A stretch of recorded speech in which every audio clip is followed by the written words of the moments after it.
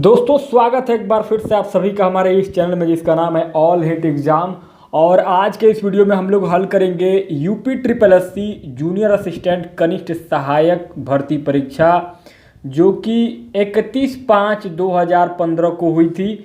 उस परीक्षा में जो पूरे 80 प्रश्न पूछे गए थे 3 पार्ट से 3 भाग से, उन सभी 80 प्रश्नों को लाइव आज इस वीडियो में हम लोग हल करेंगे। तो दोस्तों इस प्रकार से यह वीडियो जो होगा आपका सॉल्यूशन वीडियो होगा। तो दोस्तों चलिए पेपर को हल करना स्टार्ट करते हैं। तो दोस्तों पहले भाग में आपका हिंदी परिज्ञान और लेखन योग्यता में पहला प्रश्न है, योगदान में कौन सा समास है? पहला तत्पुरुष, दूसरा कर्मधारय, तीसरा बहुव्रीहि और चौथा अव्ययी भाव। तो दोस्तों पहले नंबर के प्रश्न में जो आपका सबसे सही विकल्प होगा वो आपका पहला विकल्प सही हो जाएगा, तत्पुरुष समास। और ये क्यों सही होगा? क्योंकि जिस समास का पूर्व पद गौण और उत्तर पद प्रधान होता है वहाँ पर हमेशा तत्पुरुष समास होता है। और इसके अलावा जिस समास में पहला पद विशेषण तथा दूसरा पद विशेष होता है वहाँ पर कर्मधारय समास होता है। तो दोस्तों आप लोगों ने समास पढ़ा होगा तो बहुत ही आसान क्वेश्चन है ये आपका पहला प्रश्न, और इसमें तत्पुरुष समास हो जाएगा। दूसरा प्रश्न है आपका, उच्च श्वास का सही संधि विच्छेद है? पहला उच्च दंत श्वास, दूसरा उच्च दंत छवास, तीसरा उत दंत श्वास और चौथा उत दंत छवास। तो दोस्तों दूसरे नंबर के प्रश्न में जो आपका सबसे सही विकल्प है वो आपका तीसरा विकल्प सही हो जाएगा। और ये क्यों सही होगा? क्योंकि आप सभी संधि विच्छेद अगर पढ़े होंगे तो सभी जानते होंगे कि संधि में आपका व्यंजन संधि में आता है, उत दंत श्वास बराबर आपका उच्छ्वास हो जाएगा। तो आपका दूसरे प्रश्न में तीसरा विकल्प बिल्कुल राइट ऑप्शन हो जाएगा। तीसरा प्रश्न है आपका, जो हर समय अपना मतलब साधता हो उसे क्या कहा जाता है? पहला परमार्थी, दूसरा स्वार्थी, तीसरा स्वार्थी और चौथा मतलबी। दोस्तों तीसरे नंबर के प्रश्न में जो आपका सबसे सही विकल्प है वो आपका दूसरा विकल्प से हो जाएगा, स्वार्थी। और ये क्यों सही होगा? क्योंकि ये बहुत ही सिंपल प्रश्न है, आप सभी जानते होंगे। जो हर समय अपना मतलब साधता हो उसके लिए एक शब्द जो होगा वो स्वार्थी ही सबसे सटीक शब्द होगा। चौथा प्रश्न है आपका, बहिर्मुखी शब्द में कौन सा उपसर्ग है? पहला बहिर, दूसरा बहिर, तीसरा बहिष और चौथा बही। तो दोस्तों चौथे नंबर के प्रश्न में जो आपका सबसे सही विकल्प है वो आपका पहला विकल्प से हो जाएगा, बहिर। क्योंकि बहिर्मुखी शब्द का उपसर्ग बहिर होता है और बहिर का अर्थ होता है बाहर, इसलिए आपका चौथे प्रश्न में पहला विकल्प बिल्कुल राइट ऑप्शन हो जाएगा। पांचवा प्रश्न है आपका, निम्न में से कौन सा वाक्य मिश्र वाक्य नहीं है? ध्यान देने की जरूरत है, इसमें प्रश्न में कहा जा रहा है कि मिश्र वाक्य नहीं है। पहला है, एक विज्ञान गोष्ठी हुई जिसमें अनेक वक्ता बोले।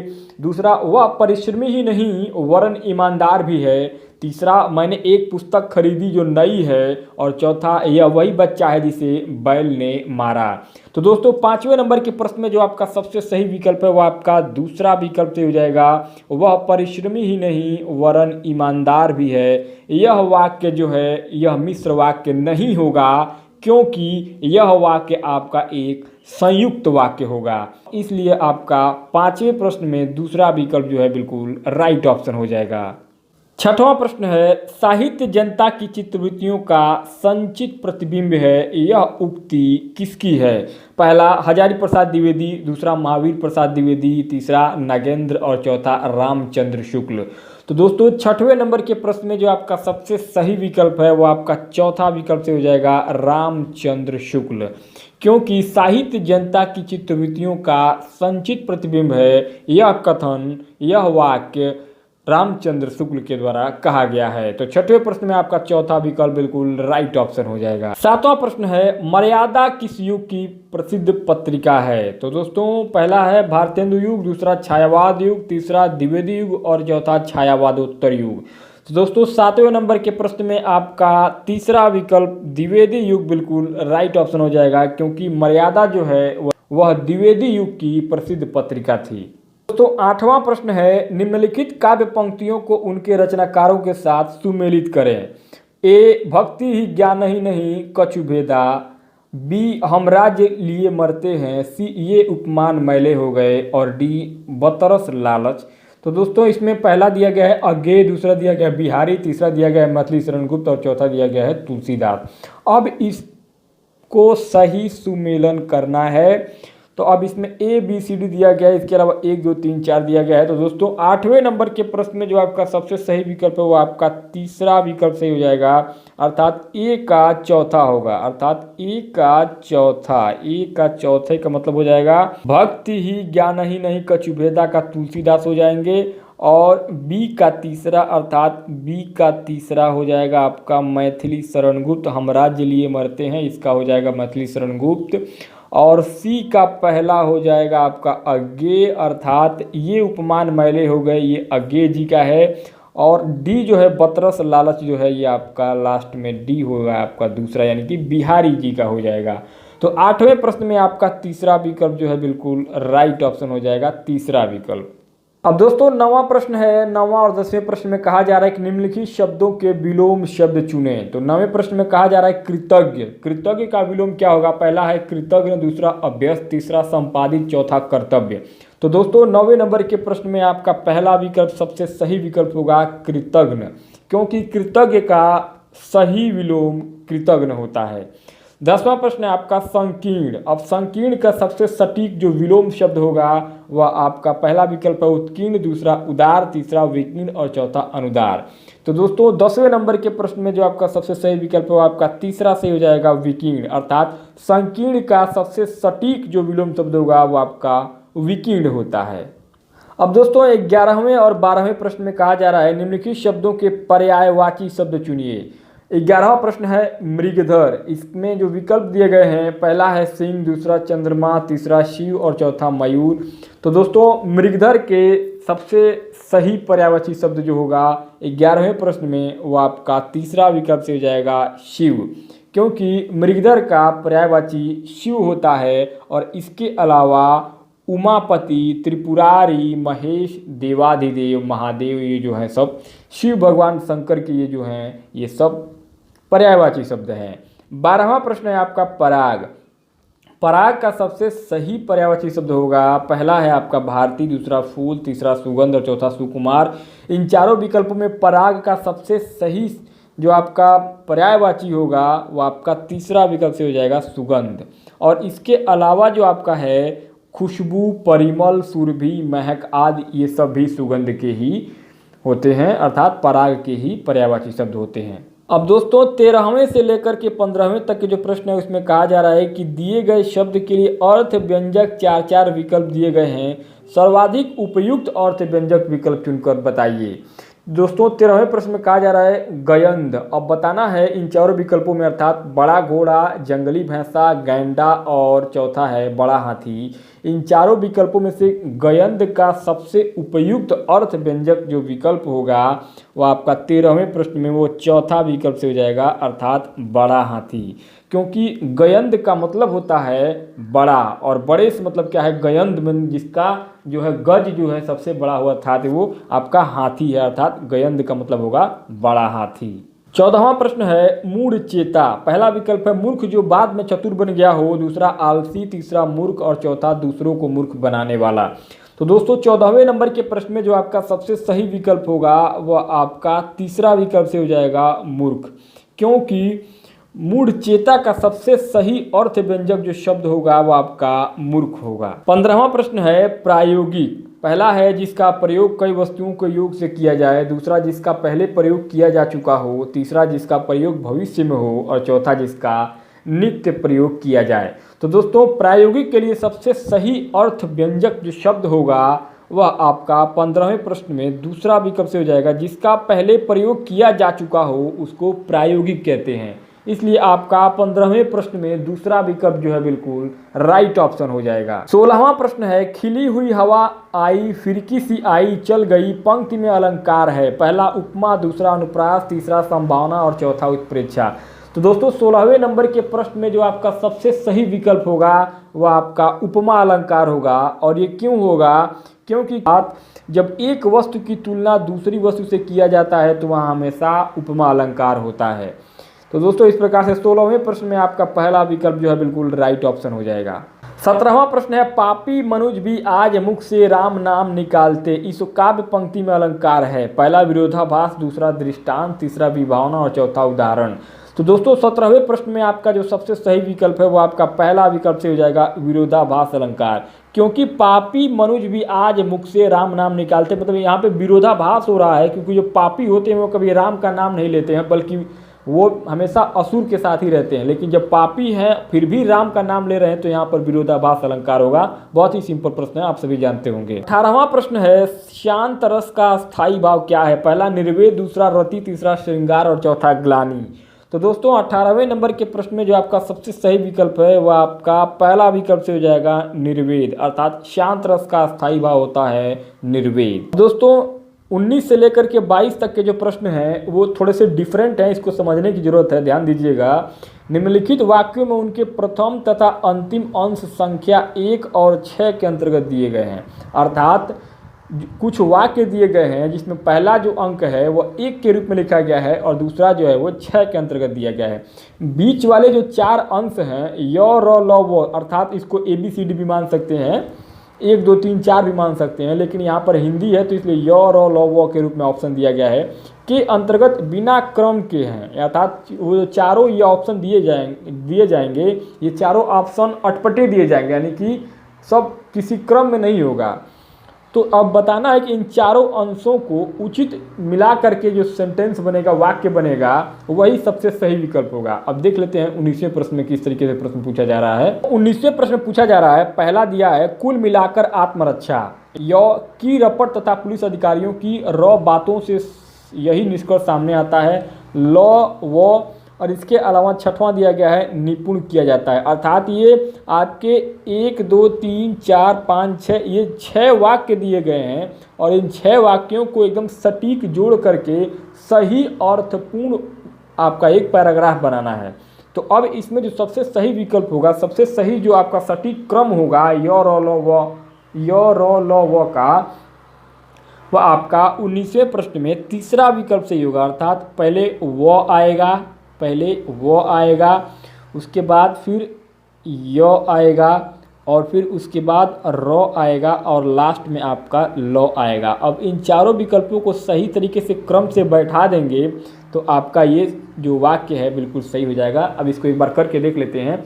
जैसे कुल मिलाकर आत्मरक्षा के मामले में महिला आयोग की रपट तथा पुलिस अधिकारियों की बातों से यही निष्कर्ष सामने आता है कि छात्राओं को आत्मरक्षा के लिए सुरक्षा के तरीकों में निपुण किया जाता है। तो दोस्तों इस प्रकार से ये क्रम बैठा करके इस वाक्य को पूरा करना है, इस पैराग्राफ को कंप्लीट करना है। आप लोग समझ गए होंगे। अब बढ़ते हैं अगले प्रश्न की ओर। दोस्तों 20वां प्रश्न है। 20वां प्रश्न भी सेम इसी तरीके से है। इसमें पहला दिया जा रहा है, तब चेचक के समानांतर य एक और बीमारी थी, गौशीतला, र इसका शिकार हो जाता है और उसके ल आम धारणा थी कि बीमार गाय का दूध पीने वाला, और वो है प्रायः यह रोग गाय के थनों में होता है। और 6वां कहा जा रहा है, हाथों में छोटे घाव व फुंसियाँ हो जाती हैं। अब इनमें चारों विकल्प जो दिया गया है य र ल व, दूसरा तीसरा चौथा। अब 20वें प्रश्न में जो आपका सबसे सही विकल्प है वो आपका दूसरा हो जाएगा। अर्थात जो सही क्रम होगा वो सबसे पहले आपका पहले के बाद जो है वो आपका य आएगा, अर्थात ये होगा। फिर उसके बाद से ये दूसरे पर आएगा वो, और फिर ल जो है आपका तीसरे पर आएगा, और फिर र जो है वो आपका चौथे पर आएगा। अब इसको जब क्रम से बैठा देंगे तो आपका 1 2 3 4 5 6 जो है, ये 6 दिया गया है और पहला दिया ही गया है, तो अब इसमें ये आपका बैठ जाएगा 2 3 4 5, तो आपका आराम से ये पूरा वाक्य बन जाएगा।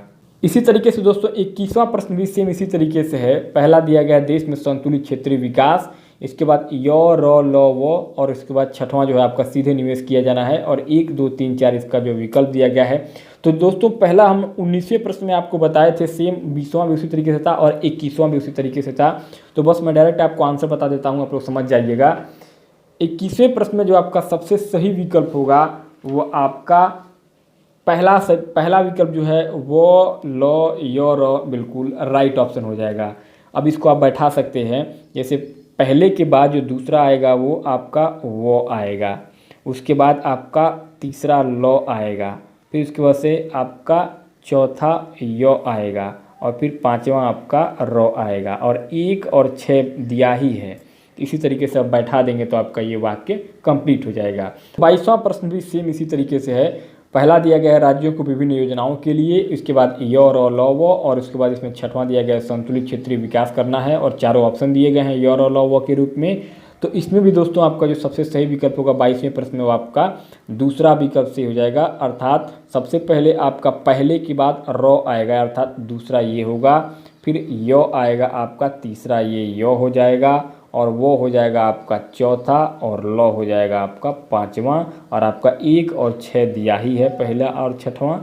तो इस तरीके से आपका एक वाक्य अर्थपूर्ण बन जाएगा। दोस्तों 23वें से लेकर के 27 तक के जो प्रश्न होंगे वो इस गद्यांश से होंगे, तो हम लोग पहले इस गद्यांश को पढ़ लेते हैं। गद्यांश स्टार्ट हो रहा है यहाँ से।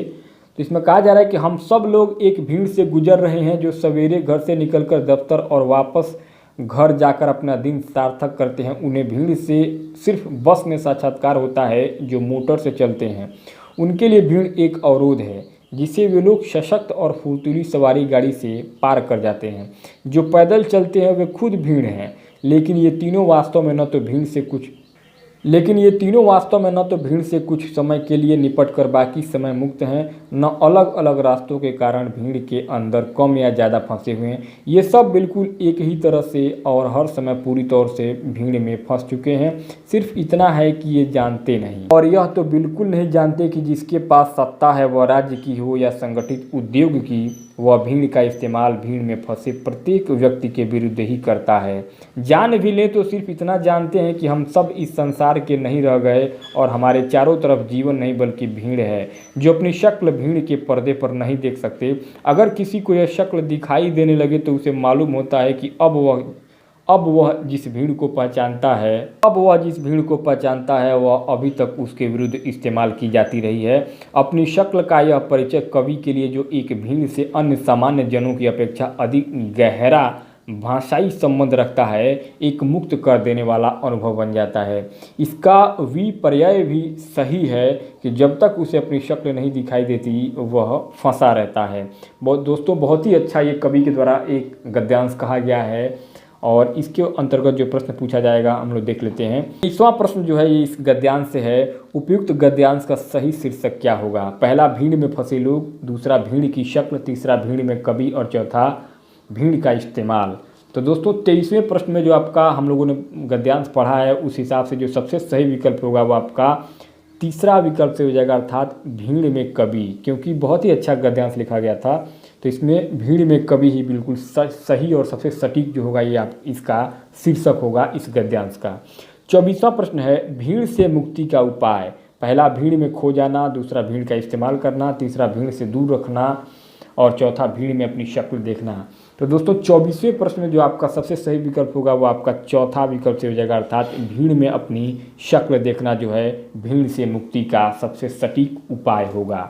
25वां प्रश्न है भीड़ किनके लिए रुकावट है? पहला मोटर में चलने वालों के लिए, दूसरा दौड़ने वालों के लिए, तीसरा पैदल चलने वालों के लिए और चौथा बस में चलने वालों के लिए।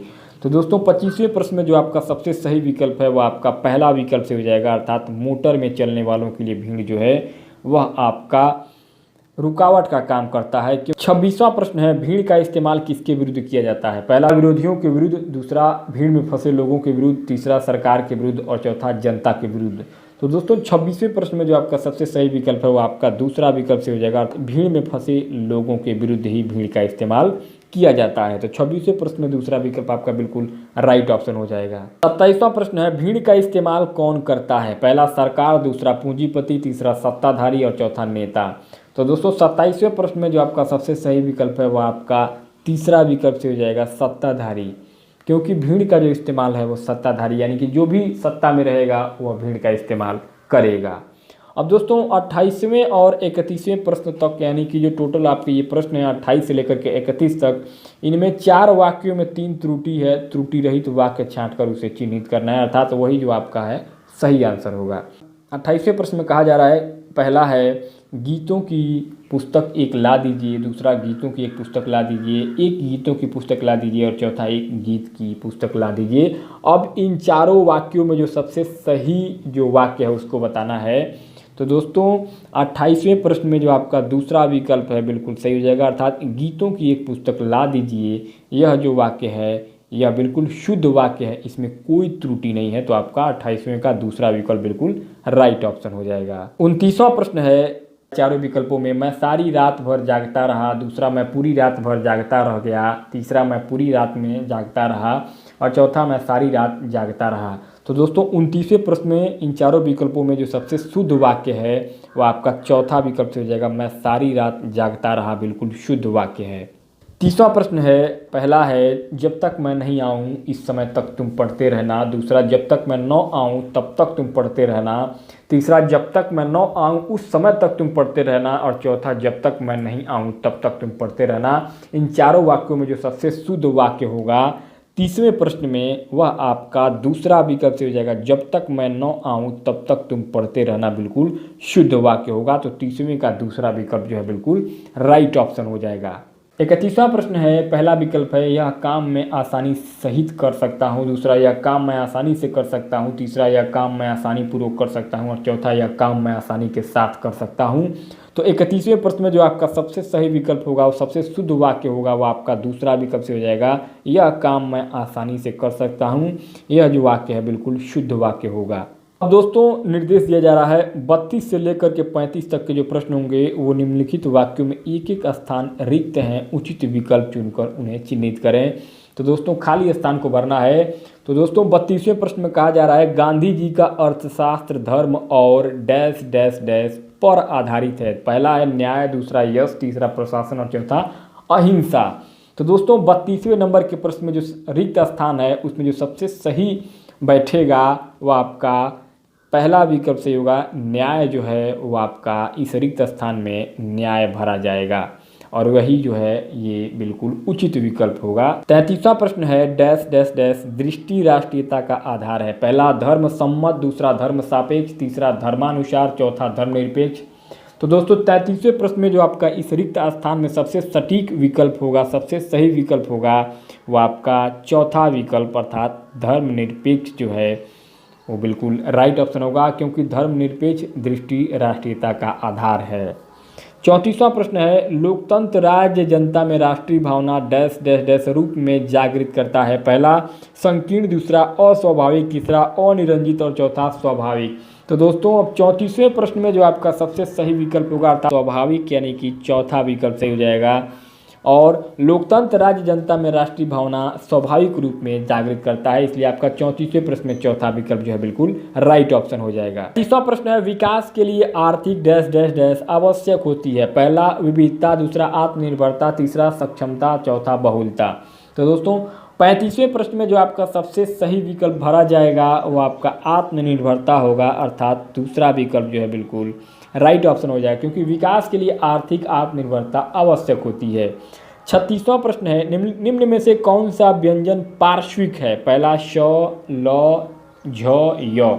तो दोस्तों अब इन चारों विकल्पों में 36वें प्रश्न में जो आपका सबसे सही विकल्प होगा वो आपका दूसरा विकल्प ल जो है बिल्कुल राइट ऑप्शन हो जाएगा, क्योंकि ल जो होता है वह आपका पार्श्विक व्यंजन कहलाता है और र जो होता है आपका लुंठित व्यंजन कहलाता है। अगर आपने पढ़ा होगा डीपली तो आप सभी को ये पता होगा। 37वां प्रश्न है उनमें किस प्रकार का शब्द है। पहला तद्भव, दूसरा तत्सम, तीसरा देशज और चौथा आगत। तो दोस्तों 37वें प्रश्न में जो आपका पहला विकल्प है बिल्कुल राइट ऑप्शन हो जाएगा, अर्थात तद्भव शब्द है, क्योंकि उनमें शब्द तद्भव है। वे शब्द जिनका जन्म संस्कृत के शब्दों से हुआ है तद्भव कहलाते हैं और जो शब्द संस्कृत से डायरेक्ट ले लिए जाते हैं अर्थात उनमें कोई परिवर्तन नहीं होता है वो तत्सम शब्द कहलाते हैं। 38वां प्रश्न है किस बोली में ने पर सर्ग लगाया जाता है। पहला ब्रजभाषा, दूसरा खड़ी बोली, तीसरा राजस्थानी, चौथा अवधी। तो दोस्तों 38वें नंबर के प्रश्न में जो आपका सबसे सही विकल्प होगा वो आपका दूसरा विकल्प से हो जाएगा, अर्थात खड़ी बोली, क्योंकि खड़ी बोली में परसर्ग लगाया जाता है। यह ओंकार बहुला बोली है, इसमें मैंने तुमने आदि शब्द प्रयोग किए जाते हैं, इसलिए आपका दूसरा विकल्प जो है बिल्कुल राइट ऑप्शन हो जाएगा। 39वां प्रश्न है भारतवर्ष के लिए हिंदी भाषा का नाम सबसे पहले किसने सुझाया। पहला रविन्द्रनाथ ठाकुर, दूसरा मदन मोहन मालवीय, तीसरा राजा राम मोहन राय और चौथा महात्मा गांधी। तो दोस्तों 39वें नंबर के प्रश्न में जो आपका सबसे सही विकल्प होगा वो आपका तीसरा विकल्प से हो जाएगा, राजा राम मोहन राय, क्योंकि राजा राम मोहन राय के द्वारा भारतवर्ष के लिए सबसे पहले हिंदी भाषा नाम सुझाया गया था। इसलिए आपका 39वें का तीसरा विकल्प राजा राम मोहन राय बिल्कुल राइट ऑप्शन हो जाएगा। 40वां प्रश्न है, देव जो महान है यह किस समास का उदाहरण है? पहला कर्मधारय, दूसरा बहुब्रीहि, तीसरा तत्पुरुष और चौथा अव्ययी भाव। तो दोस्तों 40वें नंबर के प्रश्न में, और ये हिंदी का आखिरी प्रश्न होगा इस वीडियो में और इस पेपर में, अर्थात कनिष्ठ सहायक भर्ती परीक्षा UPSSC 31/5/2015 का पहला विकल्प है कर्मधारय, दूसरा बहुब्रीहि, तीसरा तत्पुरुष और चौथा अव्ययी भाव। तो दोस्तों इनमें जो आपका सबसे सही विकल्प होगा 40वें प्रश्न में आपका पहला विकल्प से हो जाएगा कर्मधारय समास, क्योंकि जिस समास में प्रथम पद विशेषण तथा दूसरा पद विशेष से होता है अर्थात संज्ञा होता है, वहाँ पर हमेशा कर्मधारय समास होता है। तो दोस्तों इस प्रकार से आपका हिंदी का 40 प्रश्न कंप्लीट हुआ। अब इसके बाद जो है वो आपका दूसरा पार्ट होगा और दूसरे पार्ट में आपका सामान्य बुद्धि परीक्षण होगा। तो दोस्तों सामान्य बुद्धि परीक्षण में आपका ये दूसरा पार्ट यहाँ से स्टार्ट करते हैं हम लोग। 41वें नंबर पर जो पहला प्रश्न है आपका रीजनिंग का, ए बी से लंबा है, डी सी से छोटा है किंतु ई से लंबा है। ऊंचाई को ध्यान में रखें तो केवल डी ही ए तथा बी के मध्य है। तो कौन सर्वाधिक लंबा है? पहला बी, दूसरा सी, तीसरा डी और चौथा ए। तो दोस्तों इनमें जो आपका सबसे सही विकल्प होगा वो आपका 41वें प्रश्न में वह आपका दूसरा विकल्प जो है बिल्कुल राइट ऑप्शन हो जाएगा, अर्थात सी। और ये क्यों सही होगा आइए देख लेते हैं। दोस्तों 41वें प्रश्न में दूसरा विकल्प क्यों सही हुआ है उसका हल देख लीजिए। दूसरा ए बी से लंबा है, सभी जानते हैं, डी सी से छोटा किंतु ई से लंबा है। डी ए एवं बी के बीच में है, तब लंबाई के हिसाब से जब लिखेंगे बढ़ते क्रम में तो ई सबसे छोटा है, फिर बी उससे बड़ा है, डी उससे बड़ा है, ए उससे बड़ा है और सी जो है वो आपका सबसे लंबा है। इसलिए आपका सी जो है वो सर्वाधिक लंबा, अर्थात 41वें प्रश्न में दूसरा विकल्प जो है बिल्कुल राइट ऑप्शन हो जाएगा। दोस्तों 42वां प्रश्न है और रीजनिंग का दूसरा प्रश्न है, ए ने बी से कहा मैं जब तुम्हारी उम्र का था तब तुम्हारी जो उम्र थी उसकी दोगुनी उम्र आज मेरी है। यदि उनकी वर्तमान उम्र का योग 63 वर्ष है तो ए की वर्तमान उम्र क्या है? पहला 45 वर्ष, दूसरा 18 वर्ष, तीसरा 28 वर्ष और चौथा 36 वर्ष। तो दोस्तों 42वें नंबर के प्रश्न में जो आपका सबसे सही विकल्प है वो आपका चौथा विकल्प से हो जाएगा 36 वर्ष। और ये क्यों सही है आइए इसका हल देख लेते हैं। तो 42वें प्रश्न का हल है, माना बी की पहले आयु x वर्ष है, मान लीजिए y वर्ष बाद b की वर्तमान आयु आपका x प्लस वाई हो जाएगा, सभी जानते हैं, बहुत ही सिंपल प्रश्न है। a की पहले की आयु बराबर b की वर्तमान आयु बराबर x प्लस वाई हो जाएगा। अब a की वर्तमान आयु बराबर b की पहले आयु की दोगुनी बराबर 2x वर्ष हो जाएगा। अब प्रश्न के अनुसार x प्लस वाई बराबर 2x हो जाएगा। 2y बराबर 2x माइनस एक्स, 2y बराबर x, अब y बराबर आपका हो जाएगा x/2। अब a तथा b की वर्तमान आयु का योग आपका प्रश्न में दिया है 63 वर्ष, तो क्या हो जाएगा x plus Y plus 2x बराबर 63 और 3x प्लस वाई बराबर आपका 63 हो जाएगा। 3x प्लस x/2 बराबर 63 और y बराबर x/2 रखने पर मान रखेंगे क्योंकि y बराबर x/2 यहाँ पर आया था का आगे जब हल करेंगे 6x प्लस x/2 बराबर 63 हो जाएगा। इसलिए x बराबर 63 गुणे 2/7 बराबर आपका 18 वर्ष हो जाएगा। अब a की वर्तमान आयु बराबर 2x माना हमने शुरू में ही, तो 2x बराबर 2 गुणे 18 बराबर आपका 36 वर्ष आपका राइट आंसर हो जाएगा। तो दोस्तों इस प्रकार से इस प्रश्न का हल आप लोगों ने देख लिया होगा और समझ भी लिया होगा। 43वां प्रश्न है, सबसे पहले अहमद अपने स्थान से उत्तर की ओर 20 मीटर जाता है, तब वह अपनी दाईं ओर मुड़ता है और 15 मीटर चलता है। पुनः वह दाईं ओर मुड़ता है और 20 मीटर चलता है। तुरंत बाईं ओर मुड़कर वह 25 मीटर चलता है। अब अहमद अपने चलने के स्थान से कितनी दूर पर है? पहला 45 मीटर, दूसरा 50 मीटर, तीसरा 40 मीटर और चौथा 35 मीटर। दोस्तों रीजनिंग का क्वेश्चन बहुत ही आसान होता है, बस थोड़ा सा ट्रिकी होता है, समझना पड़ता है। तो दोस्तों 43वें नंबर के प्रश्न में जो आपका सबसे सही विकल्प है वो आपका तीसरा विकल्प से हो जाएगा 40 मीटर। अब ये क्यों सही हुआ है आइए इसका हल देख लेते हैं। 43वें नंबर के प्रश्न में तीसरा विकल्प सही हुआ था।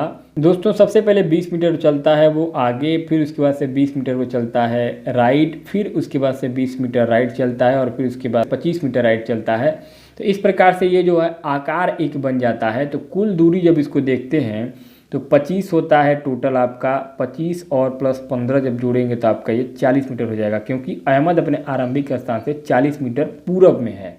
44वां प्रश्न है, श्रृंखला के लुप्त पद को ज्ञात करें। अब दोस्तों DCBA अब इसमें दिया गया है ये ZYXWSRQP, पहला है आपका EHFG, इसी तरीके से दूसरा, तीसरा और चौथा विकल्प दिया गया। अब इसमें लुप्त पद निकालना है।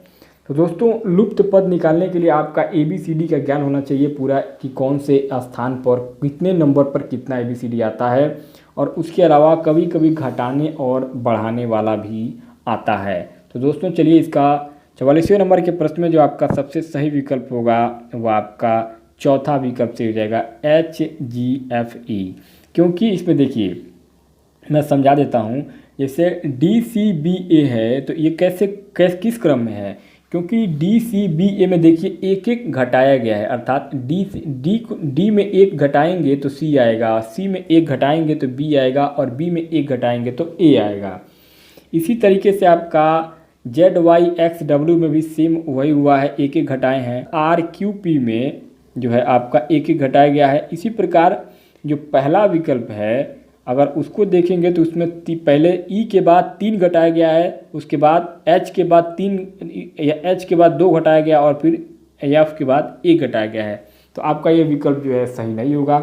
लेकिन आपका चौथा विकल्प जो है H के बाद 1 घटाएंगे तो G आएगा, और G में से 1 घटाएंगे तो F आएगा, और F में से 1 घटाएंगे तो आपका E आएगा। अर्थात चौथा विकल्प जो है बिल्कुल सटीक बैठ रहा है प्रश्न के हिसाब से, जो लुप्त पद पूछा है। तो इस हिसाब से आपका 44वें प्रश्न में चौथा विकल्प जो है बिल्कुल राइट ऑप्शन हो जाएगा। 45वां प्रश्न है, यदि FACE को 6135 के रूप में कोड किया जाता है तथा DEAD को 4514 के रूप में कोड किया जाता है, तो HIGH को कोड किया जाएगा।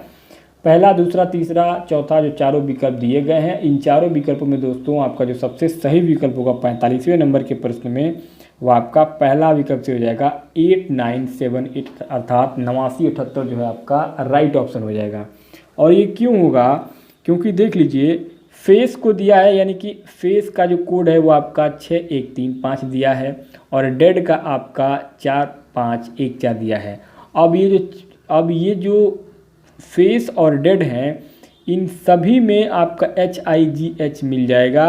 किस तरीके से, वो आपका घटाने पर, जब घटाएंगे तो आपका लास्ट में आपका H जो है वो 8 के स्थान पर आएगा, I आपका 9 के स्थान पर आएगा, G आपका 7वें स्थान पर आएगा, और H आपका 8वें स्थान पर आएगा अंग्रेजी वर्णमाला के हिसाब से। तो इस प्रकार से आपका हाई जो है वो 8 9 7 8 आपका राइट आंसर हो जाएगा। 46वां प्रश्न है, इस प्रश्न में एक शब्द के साथ आगे 4 और शब्द दिए गए हैं, और उनमें से एक शब्द का निर्माण दिए गए शब्द के वर्णों से नहीं किया जा सकता है, उस शब्द को चुनिए। तो दोस्तों ये आपका शब्द दिया गया है, तो इनमें पूछा जा रहा है कि कौन से ऐसे ये चारों विकल्प हैं जो इससे नहीं बन पाएंगे। तो दोस्तों 46वें नंबर के प्रश्न में जो आपका सबसे सही विकल्प होगा वो आपका दूसरा विकल्प से हो जाएगा, अर्थात कॉस्मॉस, क्योंकि कॉस्मॉस जो है वह आपका कमेंटेटर शब्द से कॉमन बन जाएगा, रोटेट बन जाएगा तथा कॉमन, ये तीनों शब्द बन जाएंगे। लेकिन कॉस्मॉस शब्द जो है वह नहीं बनाया जा सकता है, क्योंकि शब्द कॉस्मॉस में बनाने के लिए 2 यस की आवश्यकता पड़ेगी, और इसमें 2 यस कहीं नहीं है, देख रहे हैं 2 यस दिया गया है। इसलिए आपका 46वें नंबर के प्रश्न में आपका दूसरा विकल्प जो है राइट आंसर हो जाएगा। तो 47वां प्रश्न क्या कह रहा है, एक चौकोर कागज को मोड़कर छिद्रित किया गया जैसा कि प्रश्न आकृतियों में दिखाया गया है, कागज खोलने पर कौन सी आकृति दिखाई देगी। दोस्तों बचपन में हम लोगों ने कागज को मोड़ करके हम लोगों ने खेला है, देखा है। तो दोस्तों इसमें आपका ये आपका प्रश्न आकृति दिया गया है, और इसके अलावा ये आपका उत्तर आकृति दिया गया है। अब प्रश्न आकृति और उत्तर आकृति में देखना है कि मोड़ के जब किसी कागज़ को फोल्ड करके मोड़ करके जब उसको काटेंगे तो वो कैसे होगा। तो दोस्तों 47वें नंबर के प्रश्न में आपका जो है दूसरा विकल्प जो है बिल्कुल राइट ऑप्शन हो जाएगा, क्योंकि प्रश्न में दी हुई आकृति अनुरूप कागज मोड़कर छिद्रित कर उसे खोलने पर उत्तर आकृतियों में विकल्प 2 जो है वही आकृति बिल्कुल स्पष्ट होगी। क्योंकि जब आप खुद मोड़कर काट कर देखिएगा तो आपका प्रश्न के हिसाब से दूसरा विकल्प जो है बिल्कुल राइट ऑप्शन हो जाएगा। 45वां प्रश्न है, कौन सी उत्तर आकृति प्रश्न आकृति को पूरा करेगी। तो दोस्तों ये प्रश्न आकृति दिया गया है। अब इन उत्तर आकृतियों में से हम लोग को मैच करना है, मिलान करना है कि इस आकृति को कौन सी आकृति जो है वो पूरा करेगी। तो दोस्तों 48वें नंबर के प्रश्न में आपका चौथा विकल्प जो है बिल्कुल राइट ऑप्शन हो जाएगा, क्योंकि यही आकृति यहाँ पर आके बिल्कुल फिट बैठेगी। आप ध्यान से देखेंगे तो पता चलेगा कि प्रश्न आकृति को पूरा करने के लिए उत्तर आकृतियों में से चौथा विकल्प जो है बिल्कुल सटीक बैठेगा और वही जाकर के उस आकृति को पूरा करेगा। 49वां प्रश्न है, निम्नलिखित क्रम को पूरा करने के लिए सही अक्षर समूह को चुनें। दोस्तों यहाँ पे देखिए गैप दिया गया है, तो इसमें क्या क्या भरेंगे कि बिल्कुल जो है ये सही क्रम होगा। तो दोस्तों 49वें प्रश्न में जो आपका सबसे सही विकल्प है वो आपका दूसरा विकल्प से होगा, अर्थात ये जो है इसको भरा जाएगा यहाँ पे तो बिल्कुल सटीक बैठेगा क्रम के हिसाब से। क्योंकि देख लीजिए CBBG और CGBCC समूह श्रृंखला को पूरा करेगा, क्योंकि दूसरा जो है वही श्रृंखला को पूरा करेगा। इस श्रृंखला में CBBG समूह की पुनरावृत्ति हो रही है बार बार, तो C और GBCC को भरेंगे तो बिल्कुल सटीक बैठेगा और क्रम को पूरा करेगा। 50वां प्रश्न है, प्रश्न आकृति उत्तर आकृतियों में से किस में छिपी हुई है। अब दोस्तों प्रश्न आकृति आप लोग एक बार देख लीजिए। अब उत्तर आकृति देखना प्रारंभ करिए। देखिए ये उत्तर आकृति दिया गया है। अब ये उत्तर आकृति देखिए, ये उत्तर आकृति सारे हैं, तो अब उत्तर आकृति कैसे होंगे देखते जाइए आप लोग। ये उत्तर आकृति है। अब इन चारों उत्तर आकृतियों में से कौन सा जो है इस प्रश्न आकृति को पूरा करेगा। तो दोस्तों 50वें नंबर के प्रश्न में आपका जो है वो पहला विकल्प, अर्थात यह जो आकृति है वही इस आकृति को पूरा करेगी। ध्यान से देखिएगा, प्रश्न आकृति में ये देखिए किस तरीके से ये फोल्ड हुआ है, और ठीक उसी तरीके से आपका उत्तर आकृति में ये जो है ये आपका निहित है। जब इसको आप लोग ध्यान से देखेंगे तो ये जो पार्ट है ये आपका इसमें भी मिलेगा।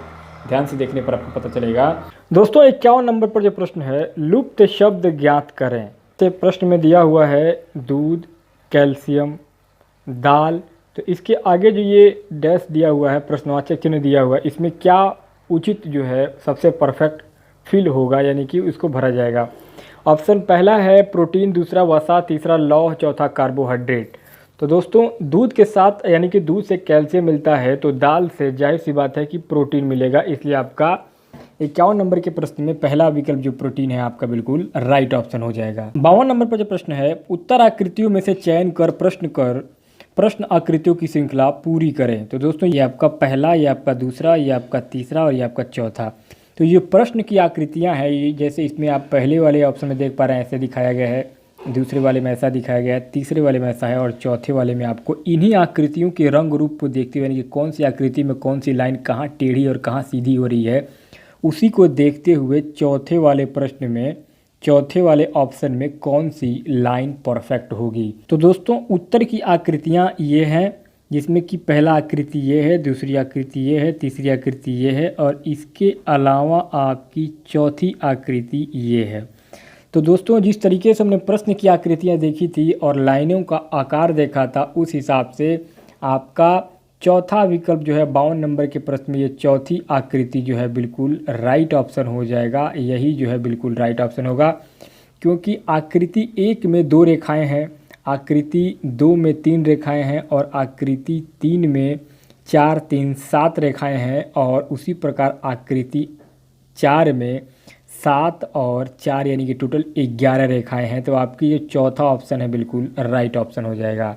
53 नंबर पर जो प्रश्न है, 17 बोगी वाली अंदर से जुड़ी एक ट्रेन के बीच के डिब्बे में एक खोमचे वाला है। वह 6 डिब्बे पीछे आकर अगले स्टेशन पर उतर जाता है। अब वह इंजन से लगे तीसरे डिब्बे में चढ़ जाता है। वह अपने पहले स्थान से कितने डिब्बे दूर है। पहला है 5, दूसरा है 8, तीसरा है 3, चौथा है 6। तो दोस्तों 53 नंबर के प्रश्न में जो आपका सबसे सही विकल्प है वह आपका पहला विकल्प 5 बिल्कुल राइट ऑप्शन हो जाएगा। और ये कैसे होगा, जैसे कि आप प्रश्न के हिसाब से देख लीजिए, ट्रेन में कुल डिब्बों की संख्या टोटल 17 दी गई है, जैसा कि आप देख पा रहे हैं। इसके अलावा ट्रेन के बीच वाला डिब्बा हो जाएगा आपका 17+1, यानी कि 17 वो है, 17 डिब्बा दिया गया है और एक डिब्बा और हम जोड़ लेंगे और उसको 2 से भाग दे देंगे, अर्थात 17-1/2 हो जाएगा आपका 18/2। तो आपका 18/2 जब करेंगे 18/2 तो आपका ये 9 डिब्बा हो जाएगा, अर्थात 9वां डिब्बा होगा। तो खोमचे वाले जो डिब्बे हैं वे 9वें डिब्बे में हैं।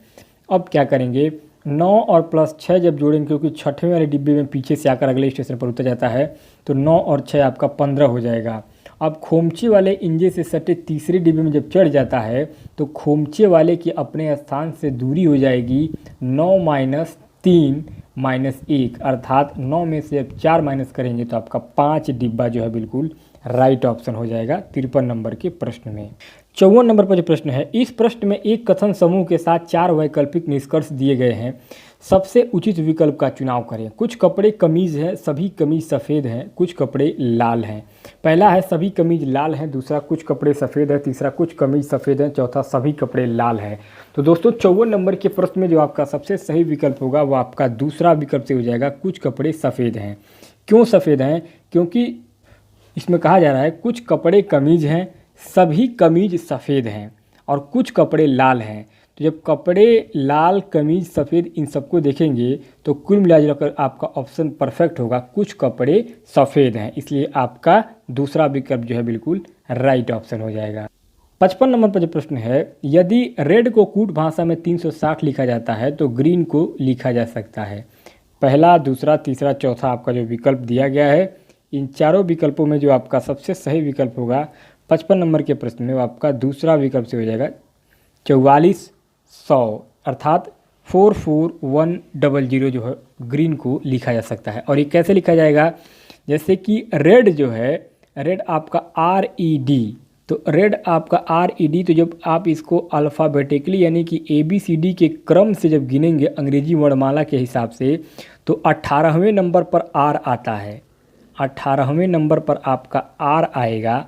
इसी हिसाब से E जो है आपका E आता है आपका 5वें नंबर पर, जैसे ABCDE तो 5वें नंबर पर E आता है। इसी प्रकार जो आपका D है तो D आपका जो है D ये आपका चौथे स्थान पर आता है। तो इस तरीके से आपका 18 × 5 × 4 बराबर 360, यानी कि 18 × 5 × 4 जब करेंगे तो 360 आया है। तभी तो लिखा गया है कि यदि कूट भाषा में रेड 360 लिखा जाता है तो ग्रीन को क्या लिखा जाएगा। तो अब ग्रीन को देखेंगे तो ग्रीन आपका G जो है ये आपका अंग्रेजी वर्णमाला में 7वें स्थान पर आता है। R आपका 18वें स्थान पर आता है, R आपका 18 पे आएगा। E आप देख पा रहे हैं 5 पे आता है। इसी प्रकार आपका फिर से E जो है वो आपका 5वें पर आएगा। इसी प्रकार N जो है आपका ये आपका 14वें नंबर पर आएगा। तो इस तरीके से आपका 7 × 18 × 5 × 5 × 14 बराबर आप 44,100, अर्थात 44,100, अर्थात दूसरा विकल्प जो है कूट भाषा में ग्रीन का यही लिखा जाएगा। तो इसलिए आपका 55 प्रश्न में दूसरा विकल्प जो है बिल्कुल राइट ऑप्शन हो जाएगा। 56 नंबर पर जो प्रश्न है, निम्नलिखित अक्षरों का कौन सा समूह अन्य समूहों से संबंधित नहीं है। पहला KIMP, दूसरा HEIL, तीसरा FCG, इसी प्रकार चौथा DAEH। तो दोस्तों 56 नंबर के प्रश्न में जो आपका सबसे सही विकल्प होगा वो आपका पहला विकल्प से हो जाएगा KIMP। अब ये कैसे होगा, यह भी सेम अंग्रेजी वर्णमाला के हिसाब से ही चलता है। इसमें आपको रीजनिंग में ABCD का स्थान याद करना बहुत ज़रूरी है, जैसे कि A पहले पर आता है, B दूसरे पर आता है, C तीसरे पर आता है, D चौथे पर आता है। इसी तरीके से आपको A से लेकर Z तक जो रीजनिंग में क्वेश्चन आते हैं वर्णमाला से संबंधित, उसमें इनका क्रम जो है, अंकों का क्रम जो है बिल्कुल बहुत ज़रूरी होता है रीजनिंग के सवालों में। तो ये भी जो 56 नंबर का प्रश्न है ये भी इसी तरीके से लगेगा। इसमें आपका KIMP बराबर दिया जा रहा है। तो KIMP आपका जो सही है वो क्यों सही है, क्योंकि K जो आपका आता है वो 11वें स्थान पर आता है। I जो आता है आपका I ये आपका 9वें स्थान पर आता है। इसी तरीके से M आपका जो है वो आपका 13वें स्थान पर आएगा और P जो है आपका 16वें स्थान पर आएगा। तो अब इसमें क्या किस तरीके से क्रम जो है वो घट रहा है और बढ़ रहा है, 11 में 2 माइनस करेंगे तो 9 आता है, और 9 में 4 जोड़ते हैं तो 13 आता है, और 13 में 3 जोड़ते हैं तो 16 आता है। इसी प्रकार जब हम इसको हल करेंगे तो आपका ये KIMP जो है ये आपका संबंधित समूह नहीं है, जबकि आपका HEIL जो है ये -3 + 4 + 3 में अंग्रेजी वर्णमाला में स्थान है। इसी तरीके से इसमें आपका जो है वो 56 नंबर के प्रश्न में पहला विकल्प KIMP बिल्कुल राइट ऑप्शन हो जाएगा। और यह जो है ये अन्य समूह से संबंधित नहीं है, क्योंकि इन सभी में यानी कि HEIL, तीसरा है FCG और चौथा है DAEH, इन सभी तीनों विकल्पों में आपका जो क्रम है वो आपका -3 यानी कि 3 घटेगा, और उसके अलावा फिर 4 + 4 होगा और फिर -3 होगा। इस तरीके से ये अंकों का क्रम है। लेकिन केवल KIMP एक ऐसा है जिसमें 11, 9, 13, 16 हो रहा है, तो ये अंतर जो है इसमें नहीं होगा पहले विकल्प में, इसलिए आपका इसमें पूछा जा रहा है कि संबंधित नहीं है, तो आपका 56 नंबर के प्रश्न में पहला विकल्प सही हो जाएगा। 57 नंबर पर जो प्रश्न है विलुप्त संख्या भरें। तो दोस्तों आप देख पा रहे हैं चित्र में किस तरीके से इसमें विलुप्त संख्या यहाँ पर भरना है, और ये देख करके समझना है कि किस तरीके से ये अंक है, जिसमें पहला है 4, दूसरा है 6, तीसरा है 7, चौथा है 5। तो दोस्तों 57 नंबर के प्रश्न में जो आपका सबसे सही विकल्प होगा वह आपका चौथा विकल्प से हो जाएगा 5। अब इसमें दोस्तों 5 कैसे आता है, जैसे देखिए पहली वाली लाइन में आपका 4 + 9 + 2 करते हैं तो आपका 15 होता है। इसी प्रकार दूसरी लाइन में आप, इसी प्रकार तीसरी वाली लाइन अगर आप देखते हैं तो 8, 1, 9 और 6 15 होता है। तो इसी प्रकार अब कितना करेंगे तो आपका उसी प्रकार दूसरी पंक्ति में 7, 3, 10, 5, 15, तभी तो यहाँ पर 15 होगा। तो इस प्रकार से विलुप्त संख्या जो है आपका यहाँ पर 5 हो जाएगा, क्योंकि 7, 3, 10 और यहाँ पर 5 जोड़ेंगे तभी जाकर ये भी 15 होगा, तो यहाँ पर 5 भरा जाएगा। तो इसलिए आपका चौथा विकल्प जो है बिल्कुल राइट ऑप्शन हो जाएगा। 58 नंबर पर जो प्रश्न है यदि A है -B है प्लस तथा C है और गुणे जो है वो आपका, तो 5C 4 A 2B 3 B 6 का मान क्या है। दोस्तों बहुत सिंपल प्रश्न है, बस समझने की जरूरत है। पहला है 19, दूसरा है 9, तीसरा है 31 और चौथा है 21। तो 58 नंबर के प्रश्न में जो आपका सबसे सही विकल्प होगा वो आपका चौथा विकल्प से हो जाएगा 21। और ये कैसे होगा, क्योंकि जब हम समझ रहे हैं कि A बराबर माइनस दिया गया, यानी कि A बराबर माइनस होगा, B बराबर प्लस होगा, C बराबर गुणे होगा, इसी प्रकार 5C4। तो इसको जब हम हल करेंगे तो 5 के जगह पर जो 5C4 दिया है, तो 5C4 में यानी कि 5 गुणे 4 होगा, ये 5 गुणे 4 हो जाएगा। और उसके बाद फिर से आपका ए जहाँ भी रहेगा वहाँ पर माइनस हो जाएगा, और फिर उसके बाद से 2B3 कह रहा है तो -2 धन 3 धन 6 हो जाएगा। इस प्रकार से जब हल करेंगे तो 20 - 5 धन 6 बराबर 26 - 5 बराबर आपका 21 जो है बिल्कुल राइट ऑप्शन हो जाएगा। 59 नंबर पर जो प्रश्न है यदि प्लस का तात्पर्य है से बड़ा, माइनस का तात्पर्य है से छोटा एवं बराबर का तात्पर्य है से बड़ा नहीं, तो A + B तथा B - C संकेत करता है। पहला AC + B स्क्वायर, दूसरा A = C, तीसरा AB + C और चौथा A + C। तो दोस्तों 59 नंबर के प्रश्न में आपका पहला विकल्प AC + B स्क्वायर बिल्कुल राइट ऑप्शन हो जाएगा, क्योंकि हम देख पा रहे हैं कि प्लस का मतलब कहा जा रहा है कि प्लस का मतलब है बड़ा, अर्थात बड़ा, और उसके अलावा माइनस का मतलब है छोटा। देख पा रहे हैं माइनस का मतलब है छोटा। तो अब और बराबर का मतलब है से बड़ा नहीं, प्रश्न में कहा जा रहा है। उसी प्रकार A धन B बराबर नहीं है A छोटे B से, इसी प्रकार B - C बराबर नहीं है B छोटे C से। इसी प्रकार A बड़ा है C से और C बड़ा है B से, तो AC बड़ा होगा B स्क्वायर के, और उसके बाद AC + B स्क्वायर जो है आपका बिल्कुल राइट ऑप्शन हो जाएगा हल करने पर। दोस्तों 60वां और आखिरी प्रश्न होगा रीजनिंग का, यदि 3 = 7, 8 = 12, 9 = 13 हो तो 7 बराबर क्या होगा। पहला 11, दूसरा 12, तीसरा 13, चौथा 10। तो दोस्तों 60वें प्रश्न को जब हल करेंगे तो आपका सबसे सही विकल्प पहला हो जाएगा 11। अब ये कैसे होगा, क्योंकि 3 = 7 दिया हुआ है, 8 = 12 दिया हुआ है तथा 9 = 13 दिया हुआ है। तब हमको ज्ञात करना है कि 7 बराबर क्या होगा। तो 3 धन 4 बराबर 7 है, 3 धन 4 बराबर 7 हो जाएगा, 8 धन 4 बराबर 12 हो जाएगा और 9 धन 4 बराबर 13 हो जाएगा। उसी प्रकार 7 धन 4 बराबर 11 है, तो इसी प्रकार 7 धन 4 बराबर 11 है, तो आपका लास्ट में 7 बराबर क्या हो जाएगा 11, इसलिए आपका पहला विकल्प सही हो जाएगा। दोस्तों तीसरा पार्ट है आपका इस पेपर में सामान्य जानकारी, और सामान्य जानकारी में 61 नंबर पर जो प्रश्न है इस पेपर में, महात्मा गांधी भारतीय राष्ट्रीय कांग्रेस के अध्यक्ष किस वर्ष बने? पहला 1923, दूसरा 1924, तीसरा 1925 और चौथा 1922। तो दोस्तों 61 नंबर के प्रश्न में जो आपका सबसे सही विकल्प होगा वो आपका दूसरा विकल्प से हो जाएगा 1924। और ये क्यों सही होगा? क्योंकि महात्मा गांधी ने 1924 में बेलगांव अधिवेशन में भारतीय राष्ट्रीय कांग्रेस के अध्यक्ष बने थे। यह 40वां कांग्रेस अधिवेशन था, इसलिए आपका 61 नंबर के प्रश्न में दूसरा विकल्प 1924 बिल्कुल राइट ऑप्शन हो जाएगा। 62 नंबर पर जो प्रश्न है क्रीमी लेयर संबंधित है। पहला बायोस्फीयर से, दूसरा सामाजिक एवं आर्थिक हालात से, तीसरा कुक्कुट पालन से, चौथा दुग्ध उत्पादों से। तो दोस्तों 62 नंबर के प्रश्न में आपका दूसरा विकल्प सामाजिक एवं आर्थिक हालात से बिल्कुल राइट ऑप्शन हो जाएगा। और ये क्यों होगा? क्योंकि क्रीमी लेयर शब्द 1971 में सत्तानातन आयोग द्वारा दिया गया। यह सामाजिक और आर्थिक हालात से संबंधित है। इसका प्रयोग ओबीसी वर्ग के लिए किया गया था सबसे पहले। तो दोस्तों 62 नंबर के प्रश्न में आपका दूसरा विकल्प सामाजिक एवं आर्थिक हालात से बिल्कुल राइट ऑप्शन हो जाएगा। 63 नंबर पर जो प्रश्न है वेदों के गद्य प्रकरण क्या कहलाते हैं? पहला संहिता, दूसरा ब्राह्मण, तीसरा आरण्यक, चौथा उपनिषद। तो दोस्तों 63 नंबर के प्रश्न में आपका दूसरा विकल्प ब्राह्मण बिल्कुल राइट ऑप्शन हो जाएगा। और ये क्यों होगा?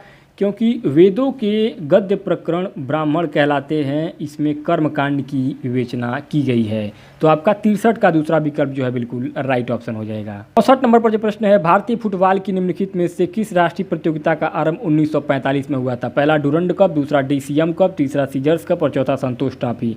तो दोस्तों 64 नंबर के प्रश्न में आपका दूसरा विकल्प डीसीएम कप बिल्कुल राइट ऑप्शन हो जाएगा। और ये क्यों होगा?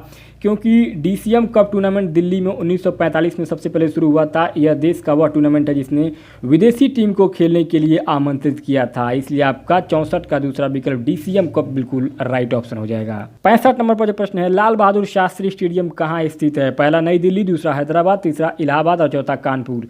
तो दोस्तों 65 नंबर के प्रश्न में जो आपका सबसे सही विकल्प होगा वो आपका दूसरा विकल्प से हो जाएगा हैदराबाद में।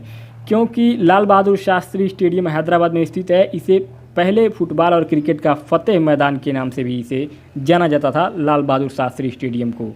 66 नंबर पर जो प्रश्न है पराध्वनिक गति का मापांकन किस इकाई से होता है? पहला मैक, दूसरा नॉट, तीसरा रिक्टर, चौथा हर्ट्ज। तो दोस्तों 66 नंबर के प्रश्न में जो आपका सबसे सही विकल्प है वो आपका पहला विकल्प से हो जाएगा मैक। और ये क्यों सही होगा? पराध्वनिक गति का मापांकन मैक संख्या द्वारा किया जाता है, हर्ट्ज आवृत्ति का मात्रक है, नॉट जो है आपका ये चाल का मात्रक है। इसलिए आपका 66 नंबर के प्रश्न में आपका पहला विकल्प मैक बिल्कुल राइट ऑप्शन हो जाएगा। 67 नंबर पर जो प्रश्न है रक्त लाल दिखाई देने का कारण होता है? पहला प्लाज्मा, दूसरा कतिपय स्रावों का होना, तीसरा लोहिताणु, चौथा हीमोग्लोबिन। तो दोस्तों 67 नंबर के प्रश्न में जो आपका सबसे सही विकल्प है वो आपका चौथा विकल्प से हो जाएगा हीमोग्लोबिन। क्योंकि रक्त में हीमोग्लोबिन होता है जिसमें हीम नामक रंजक होता है जिसके कारण रक्त का रंग लाल होता है। ग्लोबिन लौहयुक्त प्रोटीन होता है जो ऑक्सीजन एवं कार्बन डाइऑक्साइड से संयोग करने की क्षमता रखता है। इसलिए आपका 67 नंबर के प्रश्न में आपका चौथा विकल्प हीमोग्लोबिन बिल्कुल राइट ऑप्शन हो जाएगा। और 68 नंबर पर जो प्रश्न है जल जो साबुन लगाने पर अच्छा झाग नहीं बना पाता को क्या कहते हैं? पहला खारा जल, दूसरा भारी जल, तीसरा मृदु जल, चौथा संक्रमित जल। तो दोस्तों 68 नंबर के प्रश्न में जो आपका सबसे सही विकल्प है वो आपका पहला विकल्प से हो जाएगा खारा जल। और ये क्यों सही होगा? क्योंकि खारा जल हार्ड वाटर जो होता है साबुन के साथ झाग नहीं बना पाता। इसमें कैल्शियम और मैग्नीशियम अणुओं की अधिकता सर्वाधिक होती है, इसीलिए जो ये होता है झाग नहीं बना पाता है। इसलिए आपका 68 नंबर के प्रश्न में पहला विकल्प खारा जल बिल्कुल राइट ऑप्शन हो जाएगा। 69 नंबर पर जो प्रश्न है निम्नलिखित में से कौन सा संसार में सबसे अधिक तीव्रता से काटता है? पहला अफ्रीकी बिच्छू, दूसरा पनामा की दीमक, तीसरा ऑस्ट्रेलिया की गिलहरी और चौथा भारतीय कोबरा। तो दोस्तों 69 नंबर के प्रश्न में जो आपका सबसे सही विकल्प होगा वो आपका दूसरा विकल्प से हो जाएगा पनामा की दीमक। पनामा की दीमक जो है वो सबसे तेज गति से काटता है। और ये क्यों सही होगा? क्योंकि पनामा का जो दीमक होता है वो संसार में सबसे अधिक तीव्रता से काटने वाला जंतु है या फिर जीव है। 70 नंबर पर जो प्रश्न है, गोल्डन पेन ऑफ फ्रीडम पुरस्कार किससे संबंधित है? पहला पत्रकारिता, दूसरा सिने कला, तीसरा खेल संपादकीय और चौथा साहित्य संबंधी लेखन। तो दोस्तों 70 नंबर के प्रश्न में जो आपका सबसे सही विकल्प होगा वो आपका पहला विकल्प से हो जाएगा पत्रकारिता। और ये क्यों सही होगा? क्योंकि गोल्डन पेन ऑफ फ्रीडम पुरस्कार अंतर्राष्ट्रीय पत्रकारिता से संबंधित होता है। यह पुरस्कार सबसे पहले 1961 ईस्वी में शुरू किया गया था। 71 नंबर पर जो प्रश्न है, मुगल काल में पुलिस बल के मुखिया को क्या कहा जाता था? पहला दरोगा, दूसरा फौजदार, तीसरा सूबेदार और चौथा कोतवाल। तो दोस्तों 71 नंबर के प्रश्न में जो आपका सबसे सही विकल्प होगा वो आपका चौथा विकल्प से हो जाएगा कोतवाल। और ये क्यों सही होगा? क्योंकि मुगल काल में पुलिस बल के मुखिया को कोतवाल कहा जाता था। यह घरों और सड़कों का लेखा जोखा रखता था। 72 नंबर पर जो प्रश्न है, भारत के प्रथम गृह मंत्री इनमें से कौन थे? पहला सरदार पटेल, दूसरा बाबू जगजीवन राम, तीसरा मोरारजी देसाई और चौथा गोविंद बल्लभ पंत। तो दोस्तों 72 नंबर के प्रश्न में जो आपका सबसे सही विकल्प होगा वो आपका पहला विकल्प से हो जाएगा सरदार पटेल। और ये क्यों सही होगा? क्योंकि भारत के प्रथम गृह मंत्री सरदार पटेल थे, बाबू जगजीवन राम प्रथम श्रम मंत्री थे और मोरारजी देसाई प्रथम गैर कांग्रेसी प्रधानमंत्री थे। इसलिए आपका 72 नंबर के प्रश्न में पहला विकल्प सरदार पटेल बिल्कुल राइट ऑप्शन हो जाएगा। 73 नंबर पर जो प्रश्न है, रामायण में मांडवी किसकी पत्नी थी? पहला भरत, दूसरा मेघनाथ, तीसरा सुग्रीव और चौथा लक्ष्मण। तो दोस्तों 73 नंबर के प्रश्न में जो आपका इन चारों विकल्पों में सबसे सही विकल्प होगा वो आपका पहला विकल्प से हो जाएगा भरत। क्योंकि रामायण में मांडवी भरत की पत्नी थी और लक्ष्मण की पत्नी उर्मिला थी। 74 नंबर पर जो प्रश्न है, प्राचीनतम वेद कौन सा है? पहला ऋग्वेद, दूसरा अथर्ववेद, तीसरा यजुर्वेद और चौथा सामवेद। तो दोस्तों 74 नंबर के प्रश्न में आपका पहला विकल्प से हो जाएगा ऋग्वेद। क्योंकि ऋग्वेद जो है वो सबसे पुराना और सबसे प्राचीन वेद माना जाता है। 75 नंबर पर जो प्रश्न है, तरला दलाल किस रूप में प्रसिद्ध है? पहला पाक कला विशेषज्ञ, दूसरा बाल मनोवैज्ञानिक, तीसरा मीडिया प्रबंधक और चौथा शास्त्रीय नर्तकी। तो दोस्तों 75 नंबर के प्रश्न में जो आपका सबसे सही विकल्प होगा वो आपका पहला विकल्प से हो जाएगा पाक कला विशेषज्ञ। क्योंकि तरला दलाल भारत की एक प्रख्यात पाक कला विशेषज्ञ थी और वर्तमान में प्रमुख नाम संजीव कपूर, विकास खन्ना, सारांश गोयला, मधुर जैफरी आदि हैं। तो दोस्तों 75 नंबर के प्रश्न में आपका पहला विकल्प सही हो जाएगा। 76 नंबर पर जो प्रश्न है, मुफ्ती मोहम्मद सईद जिन्हें जम्मू कश्मीर के जोरावर स्टेडियम में 1 मार्च 2015 को जम्मू एवं कश्मीर के मुख्यमंत्री के रूप में शपथ दिलाया गया था, वे पहला राज्य के 11वें मुख्यमंत्री हैं, दूसरा राज्य के 12वें मुख्यमंत्री हैं, तीसरा राज्य के 13वें मुख्यमंत्री हैं और चौथा राज्य के 10वें मुख्यमंत्री हैं। तो दोस्तों 76 नंबर के प्रश्न में आपका दूसरा विकल्प बिल्कुल राइट ऑप्शन हो जाएगा, राज्य के 12वें मुख्यमंत्री हैं। क्योंकि पीपुल्स डेमोक्रेटिक पार्टी के मुफ्ती मोहम्मद सईद जम्मू कश्मीर के 12वें मुख्यमंत्री थे। वर्तमान में महबूबा मुफ्ती जम्मू कश्मीर की मुख्यमंत्री थी, लेकिन उनको भी हटा दिया गया है इस समय। 77 नंबर पर जो प्रश्न है, 77 नंबर पर जो प्रश्न है, भारत का संविधान लिखा गया था पहला 2 वर्ष से अधिक किंतु 3 वर्ष से कम अवधि में, दूसरा 3 वर्षों में, तीसरा 3 वर्ष से अधिक अवधि में और चौथा 2 वर्षों में। तो दोस्तों 77 नंबर के प्रश्न में जो आपका सबसे सही विकल्प होगा वो आपका पहला विकल्प से हो जाएगा 2 वर्ष से अधिक किंतु 3 वर्ष से कम समय में भारत का संविधान लिखा गया था। अर्थात भारत के संविधान के निर्माण में जो समय लगा था वो 2 साल 11 महीना 18 दिन का समय लगा था और संविधान के प्रारूप में कुल 114 दिन बहस हुई थी। 78 नंबर पर जो प्रश्न है, भारतीय संविधान में कितने मूल कर्तव्य दिए गए हैं? पहला 9, दूसरा 10, तीसरा 11, चौथा 8। तो दोस्तों 78 नंबर के प्रश्न में जो आपका सबसे सही विकल्प होगा वो आपका तीसरा विकल्प से हो जाएगा 11। क्योंकि भारतीय संविधान में टोटल 11 मूल कर्तव्य दिए गए हैं, जबकि शुरुआत में 10 मूल कर्तव्यों को रूस के संविधान से लिया गया था। डॉक्टर स्वर्ण सिंह समिति की सिफारिश पर इसे 42वें संविधान संशोधन द्वारा 1976 में जोड़ा गया। 79 नंबर पर जो प्रश्न है, शिपकी ला दर्रा हिमालय की किस घाटी में स्थित है? पहला नाभा घाटी, दूसरा चंद्रा घाटी, तीसरा कुलू घाटी, चौथा सतलज घाटी। तो दोस्तों 79 नंबर के प्रश्न में आपका सबसे सही विकल्प चौथा विकल्प हो जाएगा सतलज घाटी।